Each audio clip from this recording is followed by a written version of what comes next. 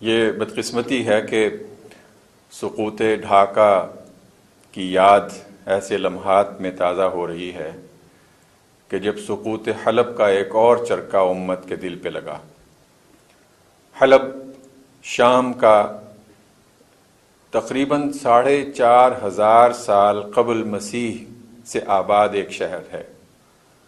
مختلف ادوار میں مختلف آزمائشوں سے دوچار ہوتا رہا۔ کبھی تاتاریوں نے وہاں پہ قتل و خون کا اور بربریت کا اور بہیمیت کا وہ بازار گرم کیا کہ تاریخ میں ایک مثال بن گیا، اور آج ایک بار پھر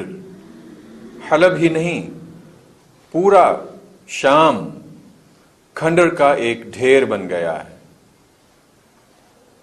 2011 میں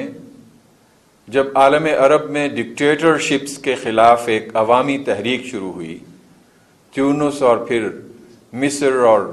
لیبیا اور یمن، 2003 میں عراق امریکی فوجوں کی نظر ہو گیا تھا، اس وقت کے بعد سے وہاں کے لوگ بھی اس بات کی تمنا کر رہے تھے کہ انہیں ان کی آزادی اور ان کے حقوق حاصل ہوں گے، لیکن 2011 تک وہ امریکی غلبہ اور امریکی تسلط وہاں پہ ایک مزید تباہی کا باعث بنا۔ 2011 میں ساتھ ہی پڑوس میں شام کے عوام نے بھی اس ڈکٹیٹرشپ سے نجات کی جدوجہد کی کہ جو 1964 سے وہاں پہ ظلم ڈھا رہا تھا۔ حافظ الاسد، موجودہ صدر بشار الاسد کا باپ، 1970 کے بعد 1964 سے 70 تک کا وہ عرصہ تھا کہ وہ مختلف فوجی انقلابات کا حصہ بنتے ہوئے اپنے بہت سارے لوگوں کے ساتھ وہ بھی اقتدار کا ایک جزو تھا۔ 70 میں وہ ایک فرد واحد مکمل اقتدار کے ساتھ شامی عوام پر مسلط ہو گیا۔ 70 کے بعد سے لے کے 2000 تک اس نے مسلسل کئی بار وہاں کے لوگوں کو صرف اس جرم کی سزا دی کہ کسی نے اس کی کسی رائے سے اختلاف کیا، یا کہیں پہ کسی نے اس کی اجازت کے بغیر دین اسلام کی بات کی، اور وہ چونکہ ایک مخصوص عقیدہ علویین کا جو مذہب ہے اور جس میں عجیب و غریب خفیہ ایسی تعلیمات ہیں کہ جو عام لوگوں کے سامنے بھی نہیں لائی جاتی، اگرچہ بعد میں جب وہ علویین کا پورا ایک اس کے خلاف لہر شروع ہو گئی تو اس نے بعد میں یہ اعلان کیا جی کہ نہیں، میں صحیح العقیدہ مسلمان ہوں اور میرا علوی مذہب سے کوئی تعلق نہیں ہے۔ لیکن 80 کی دہائی میں ایسا لمحہ آیا کہ 3 شہر، حمص، حما اور حلب، یہ 3 شہر اس کی اپوزیشن کا مرکز تھے، اور اس نے وہاں پہ اپنے بھائی رفعت الاسد اور اپنے فوجی تمام اسلحے کے سمیت ان شہروں کا محاصرہ کر کے ہزاروں کی تعداد میں لوگوں کو شہید کر دیا۔ ہزاروں کی تعداد میں لوگ لاپتہ ہیں۔ اس وقت سے آج آپ اگر جا کے دیکھیں تو مختلف عرب اور یورپین ممالک میں اس دور سے شام سے نکلنے والے ہمارے بھائی اور بہنیں رہتے ہیں کہ جو حافظ الاسد کے دور میں ہی نہیں، اس کے بیٹے کے دور میں بھی وہ اپنے ملک واپس نہیں جا سکتے تھے۔ 2011 میں شامی عوام کا صرف یک نکاتی مطالبہ تھا۔ حلب میں مارچ 2011 سے لوگوں نے کہا کہ ہمیں آزادی دی جائے، ہمیں زبان پر پابندیاں اس سے چھٹکارا ملے، ہمیں یہاں پہ اپنی مرضی کے مطابق جینے کا حق دیا جائے۔ اس کے علاوہ کوئی اور مطالبہ نہیں تھا، لیکن یہ بھی ڈکٹیٹر بشار الاسد کو منظور نہیں ہوا، اور اس نے پرامن مظاہروں پر، پرامن عوام پر کہ جنہیں اس سے پہلے کبھی مظاہرہ کرنے کی بھی جرت نہیں ہوئی تھی، کیسے تم میرے ملک میں، میری سلطنت میں، میری بادشاہت میں میرے حکم کے بغیر سڑک پہ آ سکتے ہو اور کوئی آزادی کی بات کر سکتے ہو، اس نے ان کے اوپر آگ اور بارود کا طوفان مسلط کر دیا۔ تب سے یہ قتل و غارت شروع ہوئی ہے۔ حلب اس کا ایک چھوٹا سا جزو ہے۔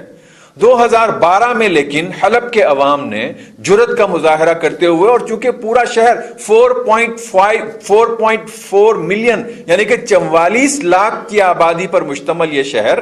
جب پورے کا پورا شہر بشار الاسد کے خلاف اٹھ گیا تو بشار کی فوجیں وہاں سے بھاگ گئیں،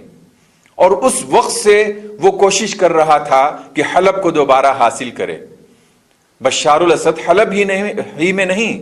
دمشق اور شام کے دیگر اور بہت سارے شہروں میں اس کے عوام نے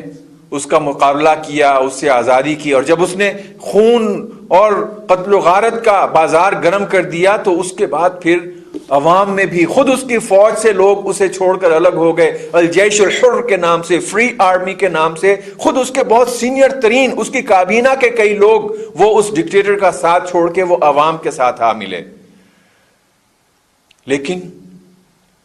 بدقسمتی کہ خود ہمارے مسلمان ملکوں میں سے اسے وہ سہارا ملا، اور پھر روس کی طرف سے اسے وہ سپورٹ اور وہ مدد ملی۔ روس اپنے تمام تر فوجوں اور مہلک ہتھیاروں کے ساتھ شام میں آ گیا، کیونکہ وہ سوویت یونین کا زمانہ یاد ہے نا، افغانستان پر اور پھر بلوچستان کے راستے سے گرم پانیوں تک، یعنی کہ انٹرنیشنل واٹرز تک، کھلے سمندروں تک پہنچنے کی جو اس کا جو خبت اور خواب، تو بحیرہ روم تک شام پر قبضے کے ذریعے سے یا وہاں پہ تسلط کے ذریعے سے اسے راستہ مل سکتا تھا۔ وہ پچھلے دور میں بھی وہ جو سرد جنگ کا زمانہ تھا اس میں بھی یہاں پہ مختلف عالمی قوتیں اپنا اپنا کھیل کھیلتی رہیں، لیکن اب بشار الاسد وہ کھلم کھلا یہ روس کی فوجوں کے سہارے وہ اپنے لوگوں کو قتل کرنے لگا۔ بشار الاسد نے یہ پچھلے 5 سال کے عرصے میں ہر وہ مہلک ہتھیار استعمال کیا ہے جو وہ کر سکتا تھا۔ عراق پر تو ویپن آف میس ڈسٹرکشن کا صرف الزام تھا نا صدام حسین پہ کہ اس کے پاس وسیع پیمانے پہ تباہی پھیلانے والے ہتھیار ہیں۔ خود امریکی وزیر دفاع نے اقرار کیا، اعتراف کیا کہ وہ جھوٹ تھا، اس کے پاس کوئی نہیں تھا ایسا ہتھیار، ہم نے یہ جھوٹ اس لیے گھڑا تاکہ ہمیں عراق پر قبضہ کرنے اور اس پہ جنگ مسلط کرنے کا بہانہ مل سکے۔ یہاں پہ اس نے عملاً کیمیکل ہتھیار استعمال کیے، کیمیائی ہتھیار، ایسے ہتھیار استعمال کیے کہ اس کے نتیجے میں مرنے والوں کی لاشیں بھی کچھ دیر کے بعد پانی بننے لگ جاتی ہیں۔ یہ تمام ثبوت اور شواہد دنیا کے سامنے تھے، لیکن بدقسمتی سے ہم چونکہ پورا عالم اسلام اس وقت ان عالمی سازشوں کا شکار ہے کہ جس کے ذریعے ایک بار پھر پورے عالم اسلام کو تقسیم کیا جانا ہے۔ خاکم بدہن تمام مسلمان ملک وہ ان کے نقشے کے مطابق توڑے جانے ہیں، اس میں نئی ریاستیں بننا ہیں۔ اللہ تعالیٰ ان کے ان ارادوں کو نامراد کرے گا انشاءاللہ، لیکن ابھی تک ان کا وہ جو نقشہ تھا، ان کا جو منصوبہ تھا، عراق 2003 میں امریکی فوجوں کے قبضے میں آنے کے بعد اب 3 ٹکڑوں میں بٹ چکا۔ کردستان کا علاقہ الگ ہو گیا، بغداد اور اس کے گرد و نواح کا علاقہ وہ ایک تقریباً پیور شیعہ ریاست بنا دی گئی، ایک علاقے کو تقریباً پیور اہل سنت کا علاقہ قرار دے کے، اور وہاں پہ ایک اور آزمائش اور فتنہ داعش کی صورت میں مسلط کر دیا گیا۔ ہاں وہی داعش کہ جس کے ساتھ جنگ کے لیے 550 ارب ڈالر کا امریکی بجٹ رکھا گیا، اور یہ بجٹ بھی اس کا اکثر حصہ ہمارے مسلمان ملکوں ہی سے لیا جانا ہے۔ اسی نقشے میں شام کو بھی کئی ٹکڑیوں میں بانٹا جانا ہے، اور عملاً اس وقت یہ شام 5 ٹکڑوں میں تقسیم ہو چکا ہے۔ کہیں پہ کسی ٹکڑے پہ بشار الاسد اور اس کی فوجیں روس اور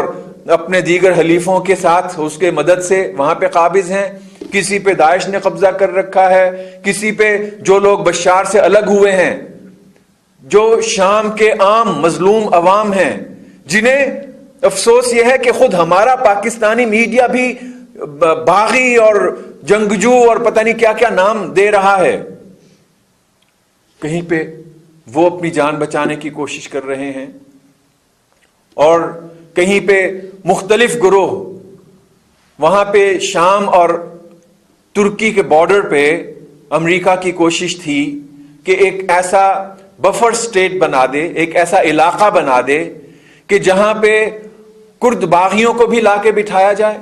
جہاں سے مختلف باغی عناصر کو اسلحہ دے کے ترکی کے اندر انتشار پھیلانے کے لیے استعمال کیا جائے، اور ایسا ہو رہا ہے۔ ابھی یہ 3 روز پہلے جو ترکی میں بم دھماکہ ہوا جس کے نتیجے میں 38 بے گناہ شہری شہید ہوئے،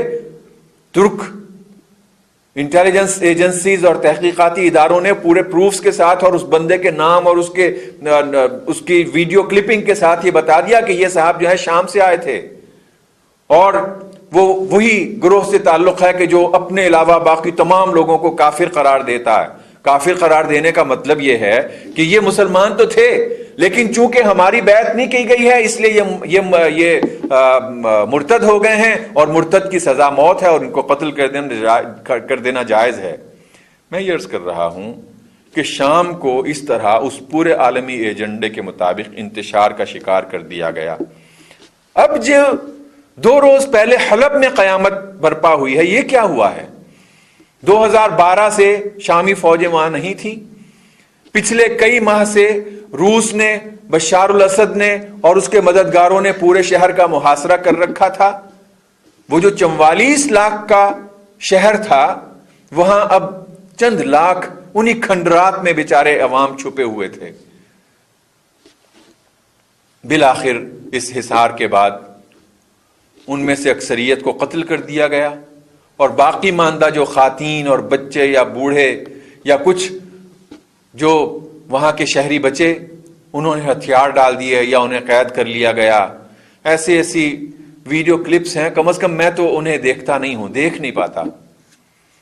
بچوں پر، خواتین پر، ان کے گھروں میں گھس کے جس طرح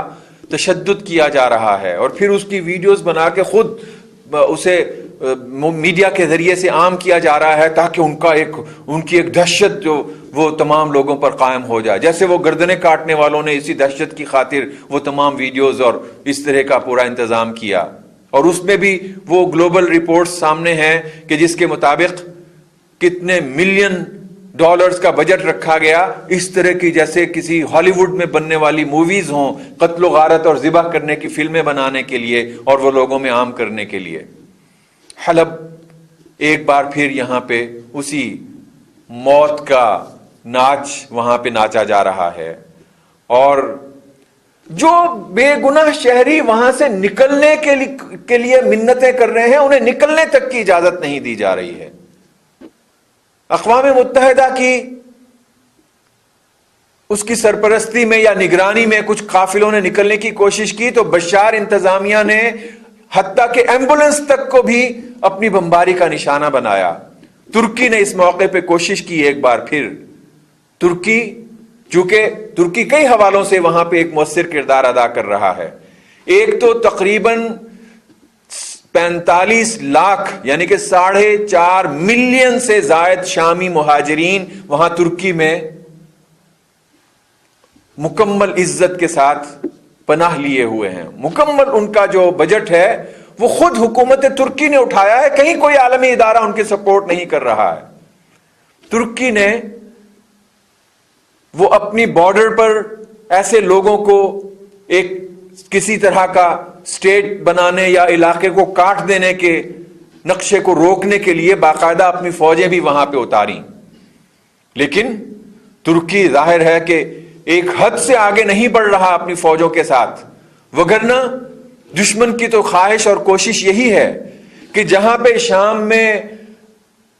بشار الاسد اور روس اور ایران اور حزب اللہ اور مختلف لوگوں کی فوجیں ہیں، وہاں پہ ترک فوج بھی، اور وہاں ادھر جو کرد فوج ہے وہ ان کے ساتھ ساتھ ترک فوجیں بھی یہاں پہ پورے لاؤ لشکر کے ساتھ آ جائیں اور پھر اس دلدل میں انہیں گھسیٹ لیا جائے اور پھر یہاں سے نکلنے کی اجازت نہ دی جائے۔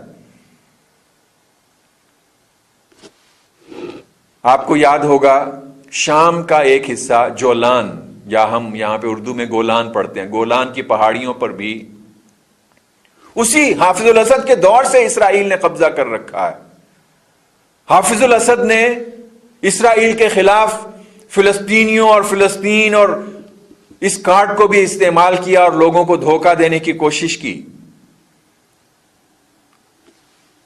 اب یہاں پہ شام میں جب یہ قتل و غارت شروع ہوئی، اب کسی کو گولان یاد نہیں ہے، اور اسرائیل نے بھی پہلی بار گزشتہ عرصے میں باقاعدہ اپنی کیبنٹ کا اجلاس گولان میں جا کے بلایا تاکہ یہ اعلان کر دے کہ بس اب اس بارے میں دنیا کو یکسو ہو جانا چاہیے کہ اس پر بھی ہمارا قبضہ مستحکم ہو گیا اور اب یہ بھی اسرائیل ہے اور کسی صورت واپس شام نہیں بن سکتا ہے۔ اسرائیل اور امریکہ بہت ساری دستاویزات ایسی ہیں کہ وہ اس آگ کو مسلسل بھڑکائے رکھنا چاہتے ہیں، وہ بشار الاسد کو باقی رکھنا چاہتے ہیں۔ بشار الاسد رہے گا، بشار الاسد کے مظالم لوگوں کو یاد رہیں گے تو کسی صورت بھی وہاں کے عوام وہ دمشق میں موجود کسی حکومت کو تسلیم نہیں کریں گے۔ جنگ جاری رہے گی، قتل و غارت اسی طرح، خون بہتا رہے گا۔ اس لیے یہ چیز اب راز نہیں ہے، خود بہت سارے یورپین ذمہ دار اس کا اعتراف کر چکے ہیں کہ بشار الاسد کو باقی رکھا جانا، خود اسرائیلی ذمہ داران اعتراف کر چکے ہیں کہ بشار الاسد کو باقی رکھا جانا وہ ہمارا ایک نیشنل انٹرسٹ ہے، وہ ہماری سیکیورٹی کے لیے ضروری ہے کہ بشار باقی رہے تاکہ شام، ادھر اس سے پہلے عراق، اور پھر گزشتہ 3.5 سال سے تقریباً مصر میں جس طرح لوگوں پر قتل و غارت کا ایک طوفان مسلط ہے، ادھر یمن میں جس طرح ایک جنگ کی دلدل بہت سارے ہمارے برادر ملکوں کو مسلسل بلیڈ کرنے کا ایک نیا میدان ہے، اسی طرح یہاں پہ شام اور عراق میں بھی اس آگ کو باقی رکھا جانا ہے۔ اور یہاں کے جو اس وقت کے پلیئرز ہیں، جانتے ہوئے یا نادانی سے وہ دشمن کا کھیل کھیل رہے ہیں۔ بشار الاسد سے محبت کی خاطر اسرائیل اور امریکہ نے اسے باقی نہیں رکھا ہے، اس لیے باقی رکھا ہے کہ وہ جو نقشہ تقسیم کا اور پورے مشرق وسطیٰ کو اپنی مرضی کے مطابق، اور ذرا دل پہ ہاتھ رکھ کے سنیے، اسی نقشے کے مطابق یہ بات بھی شامل ہے، اسی نقشے میں یہ پوری تصویر بھی شامل ہے کہ بالآخر مکہ مکرمہ اور مدینہ منورہ کو بھی یہاں سے الگ کر کے کوئی اپنے انتظام میں، کوئی عالمی انتظام میں الگ ریاست بنایا جانا چاہیے۔ اور اس کے پیچھے بھی پتہ ان کی روح کیا کام کر رہی ہے۔ اسرائیل کے لوگ یہ کہتے ہیں، اپنے بچوں کے ذہنوں میں یہ زہر بوتے ہیں کہ خیبر، مدینہ کے پڑوس میں خیبر وہ جگہ ہے کہ جہاں سے ہمارے آباء و اجداد کو محمد نے نکالا تھا صلی اللہ علیہ وسلم، اور ہم نے وہاں پہ واپس جانا ہے اور اسے واپس حاصل کرنا ہے۔ تو اس وقت یہ جو پورے مشرق وسطیٰ میں ایک قیامت برپا ہے۔ بھلا آج کی اس سوشل میڈیا اور سیٹلائٹ کی دنیا میں یہ ممکن ہے کہ چند ہزار افراد کا ایک گروہ وہ کہیں پہ اٹھ کے اپنی خلافت کا اعلان کر دے اور اس کے پاس ہر طرح کا ہتھیار ہو؟ شام کا شہر تدمر، وہ بھی پچھلے ہفتے اس سے یعنی کہ بشار فوجیں، بشار انتظامیہ وہ حلب کو تو قبضہ کرنے کے لیے جنگ لڑ رہی تھی۔ تدمر میں آج کے اخبارات کے مطابق جو رپورٹ کل واشنگٹن پوسٹ میں شائع ہوئی، اس میں کہا گیا کہ یہ بشار الاسد کی فوجوں نے خود راستہ دیا تدمر میں داعش کے لوگوں کو آنے کا، اور وہاں سے ان کے لوگوں کو یہ ہدایات دی گئیں کہ ہر طرح کا بھاری اسلحہ وہاں پہ چھوڑ کے نکل جاؤ، جن میں خاص طور پہ اینٹی ایئر کرافٹ گنیں شامل ہیں۔ اینٹی ایئر کرافٹ گنیں وہاں تدمر شہر میں کیوں؟ اس لیے تاکہ وہاں سے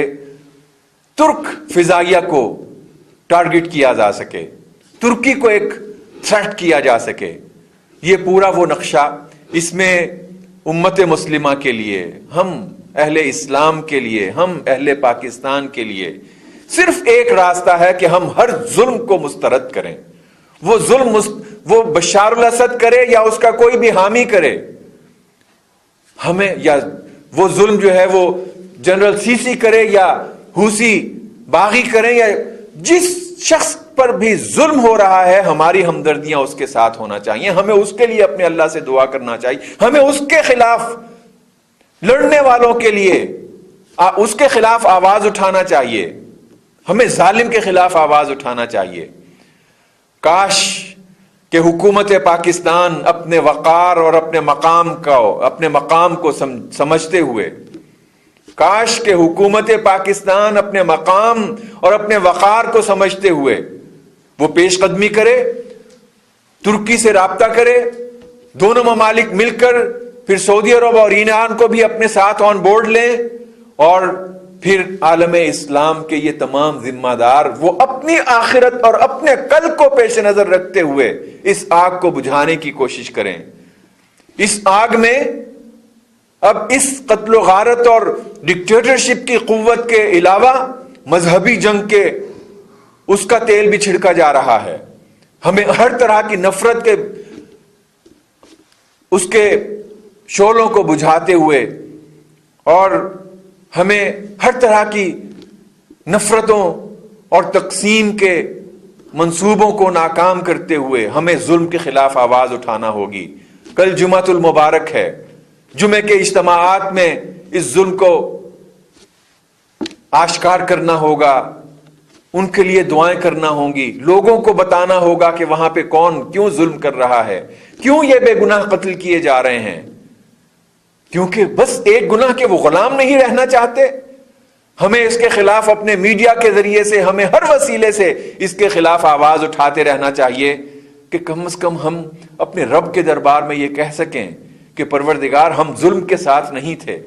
ہم ظلم کے خلاف جو آواز اٹھا سکتے تھے۔ آج دنیا کے تقریباً ہر ملک میں مسلمان اٹھے ہیں بشار کے اس ظلم کے خلاف اور حلب اور شام کے مظلوم عوام سے اظہار یکجہتی کے لیے۔ سب سے اہم اور بڑا مظاہرہ بوسنیا میں ہوا۔ بوسنیا کے لوگ چونکہ اسی قیامت سے گزرے ہوئے ہیں، انہیں پتا ہے کہ یتیمی کیا ہے، انہیں معلوم ہے کہ یہ قتل و غارت کیا معنی رکھتی ہے۔ اللہ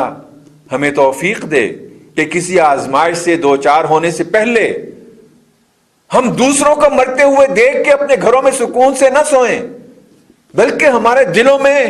وہ ایندھن، وہ ہمیں کسی عمل، مثبت عمل، راستہ یہ نہیں ہے کہ اٹھیں اور کسی کو جا کے قتل کر دیں یا کسی کے خلاف جا کے کوئی دہشت گردی کے کسی عمل میں شریک ہو جائیں۔ نہیں، یہ تو تباہی ہے۔ ہم اپنی بات، ہم اپنی اس گفتگو، ہم اپنے پیغام، ہم اپنے احتجاج، ہم اپنے بیانات، ہم اپنے سوشل میڈیا کی سرگرمیاں، ہم اپنی حکومت کو مجبور، ہم اپنی پارلیمنٹ میں آواز اٹھا کر، ہم اپنے ان برادر ملکوں سے درخواست کرتے ہوئے ہم انہیں اپنے ساتھ ملا کر اس ظلم کو روکنے کی کوشش کر سکتے ہیں۔ اور انشاءاللہ جب ہماری طرف سے ادنا سی کوشش ہوگی تو اللہ تعالیٰ کی رحمت بھی وہ اپنے مظلوم بندوں کا ساتھ دے گی، وگرنہ ہم سب اس امتحان میں ناکام ہو رہے ہیں۔ پروردگار ہمیں اپنی ذمہ داریاں سمجھنے اور انہیں ادا کرنے کی توفیق عطا فرما۔